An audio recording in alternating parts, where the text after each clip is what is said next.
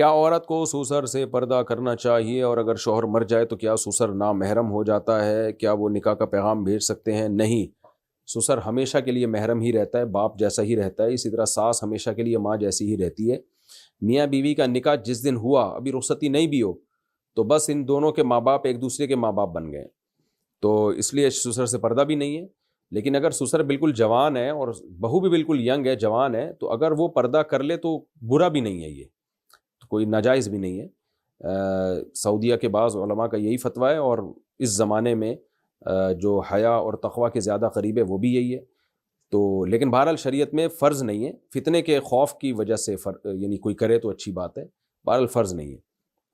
لیکن اس سے ہوتا یہ ہے کہ بعض بہویں بالکل ہی گھر میں خدمت نہیں کرنا چاہتی، تو وہ بھی سسر سے پردہ کر کے بیٹھ جاتی ہیں، تو یہ بھی غلط ہے کہ آپ پردے کو اپنی سستی کا ذریعہ بناؤ، یعنی سستی ہو اصل میں اس پہ لیول پردے کا لگا دو۔ تو بہرحال سسر ہے باپ کی جگہ ہی محرم ہے، نامحرم نہیں ہے، لہذا شرعاً اس سے پردہ واجب بہرحال نہیں ہے۔ لیکن اتنی بات خوب اچھی طرح سمجھ لیں، بار بار بتاتا ہوں، سسر سے ہاتھ ملانا جائز نہیں ہے۔ آج کل کسی نے بتایا کہ یوٹیوب پہ ٹک ٹاکر ایسی ویڈیو لا رہے ہیں، شادی ہو گئی تو سسر صاحب بہو سے مل رہے ہیں اور بہو کے کندھے پہ ہاتھ رکھ کے بیٹھے ہوئے ہیں، یہ غلط ہے، بے غیرتی ہے، بے شرمی کی بات ہے۔ ٹھیک ہے، بیٹیوں